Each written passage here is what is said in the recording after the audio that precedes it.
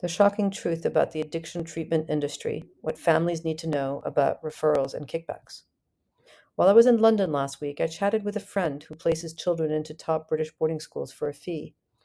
Nothing wrong with that, but it made me think about my training as an addiction recovery specialist and interventionist, where we were warned that selling souls was highly unethical and illegal in most states.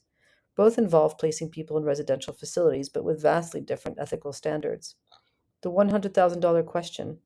Imagine this: a luxury treatment center offers you a check for $100,000 just for bringing them a patient. This isn't made up. My therapist knows of a mental health professional who was offered exactly that amount by a Swiss luxury facility. What would you do? The right answer is to say no. This practice is illegal in most states, though some places like Maine have different legal situations. Speaking of Maine, I know someone who sent their son to a luxury rehab there. They've been wondering if the place pays referral fees, a valid concern. Maine is the only state without laws against healthcare kickbacks. While federal laws protect Medicare and Medicaid patients, and since 2018, those with private insurance, Maine state law doesn't stop treatment centers from paying referral fees for cash paying patients if they are doing so. I've seen the industry's tactics firsthand. When I attended addiction conferences and people found out I was from Gstaad, luxury treatment centers suddenly tried to cozy up to me. Why? Because Gstaad means wealthy potential clients. They weren't interested in my expertise, just connections to wealthy clients. I felt like prey. The ugly truth, like most things involving large sums of money, the addiction treatment world has a dark side. Unscrupulous people prey on vulnerable and desperate families needing help.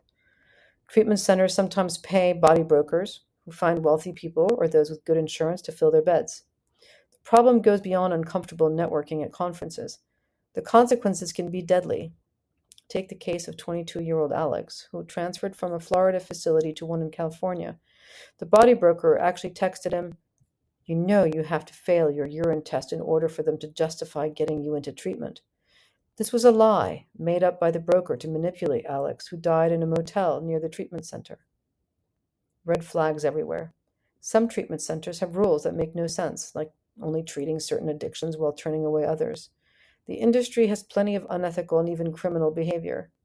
In Rhode Island and Massachusetts, Recovery Connections Centers of America, RCCA, got caught billing Medicare, Medicaid, and other funders for services they never provided.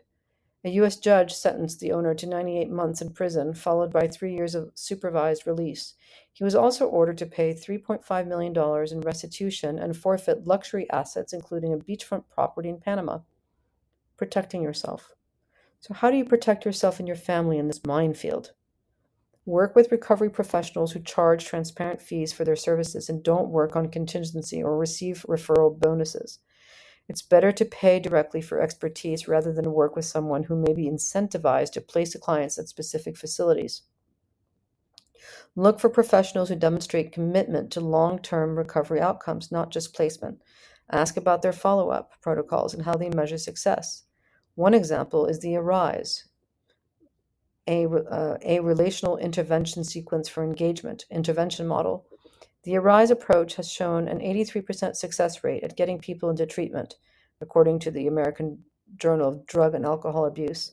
What makes this model different is its transparent, family centered approach. There are no secrets in the ARISE process. The person struggling with addiction is aware of all planned meetings and invited to participate from the beginning. Ask direct questions about their referral process. How do you get paid? Have you been offered money by treatment centers? Verify that recommended facilities have no lawsuits against them and have all the proper certifications. Trust your gut. If something feels off, it probably is. In the end, someone who turns down a $100,000 kickback is someone who values ethics over money.